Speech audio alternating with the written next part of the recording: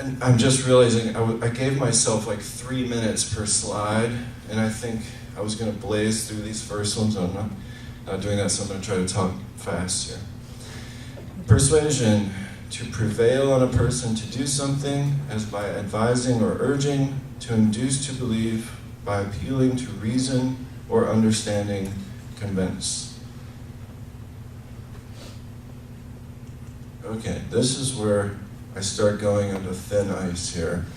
I'm not a sociologist, and I'm not a psychologist, and I'm not an expert or anything, but I want to share the perspectives that I'm coming from, that came up with the factors, the special surprise, the factors on the back here that were in the survey. And no, now that it goes up, this is what's on the back. So I don't want to get your hopes up. It's not as colorful as the front. Oh, now I'm going to have trouble with this. There we go. Okay. So, I'm going to interrupt myself again, and since it took us a while to get started this morning, I'm just going to take my time here, and I'm going to go overboard.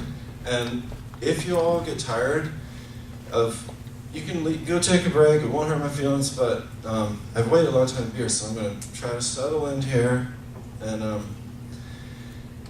relax. Is what I'm trying to tell myself to do here. So, now I'm going to interrupt myself again and just read this.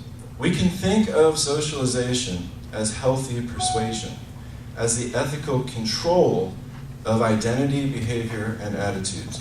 We can assume that the responsibility to socialize youth through transmission of healthy values, norms, and temperaments is a universal adult responsibility. Indigenous societies relied on institutionalized persuasion through initiation ordeals to transmit adult identity, behaviors, and cognition. In this context, the process, though often extreme, is crucial to development. In modern societies, institutionalized persuasion is used as a means of socialization, but may be harmful to development.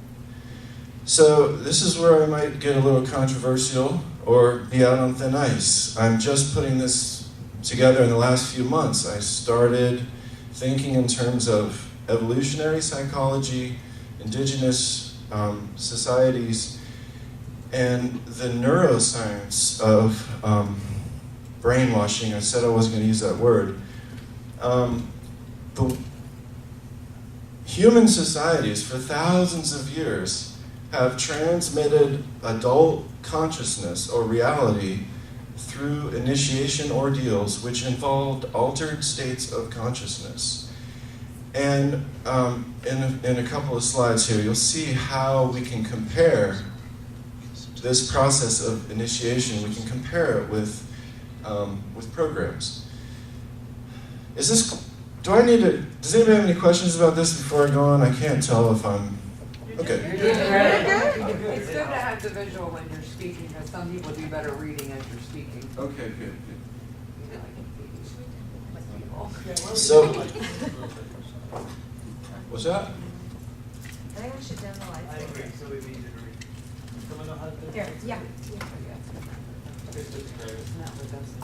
Go ahead. Okay, so I sent these slides out to several experts over the last few weeks to get feedback, to make sure I was just like not completely in left field. Okay. Some of the feedback I got was that I need to present a spectrum of persuasion. And this really changed the way I think about things. And that happened maybe a week ago. So in the last week, my perspective has really transformed. And probably everything I'm presenting here today, in a few months, it'll be kind of different from where I'm working at. But this is, they're listed as columns, but it's not like that. You can't really define and separate thresholds between, you can't say like, well, this is a good program, and this is a bad program. It's not like that. There's an infinite amount of gray area. This is a spectrum, so if you can imagine like a fuel gauge in a car that goes like this, if we start on the low end of the spectrum, you have just, your responsibility to raise up a kid and teach them to be a human being. The phrase for this is, I would call this spontaneous persuasion, or not just, sorry.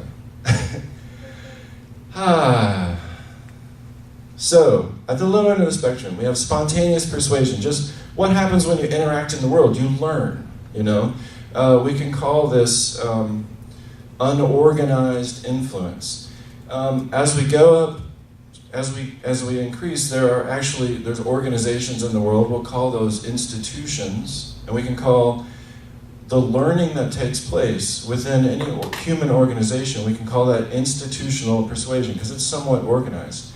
As we increase the amount of control in the social environment, we get towards a totalistic influence, where every aspect of every interaction and every moment of every day can be highly controlled for a specific purpose. And I'm referring to that as institutionalized persuasion. Another way to think of it is persuasion institutionalized. It is just the absolute maximum amount of control that you can impose. Now, no program is absolutely, at the highest spectrum of control. As I said, it's always a gray area. So when I said my perspective has changed a lot in the last couple of weeks, I've been looking for a way to define bad programs, and that's not possible, is my opinion now. I think that we need to develop a much deeper understanding of what we're actually talking about, a deeper understanding of,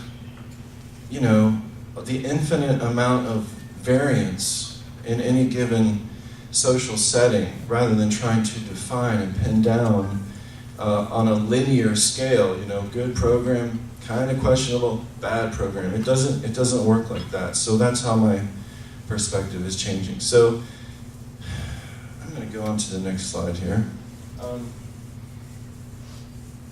So now this here is what I am working with when I say institutionalized persuasion. The systematic inculcation of information, values, and behaviors by agents formally charged with the responsibility of bringing about a transformation of social and self-identity. This process involves efforts to weaken, convert, and reform fundamental psychological aspects of the initiate through multiple, simultaneous, and prolonged stresses. When these stresses are likely to result in impaired social, cognitive, emotional, or physical development, they can be considered abusive. So I'm implying a lot in this definition. I'm implying that it's not necessarily abusive.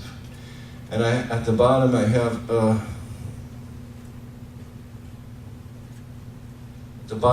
a thought experiment, which assumes that you know a little bit about indigenous initiation ceremonies. And at just a second, I'm realizing some of you might not be familiar with indigenous initiation ceremonies, and that's a big generalization because the world is pretty complex and there's an infinite amount of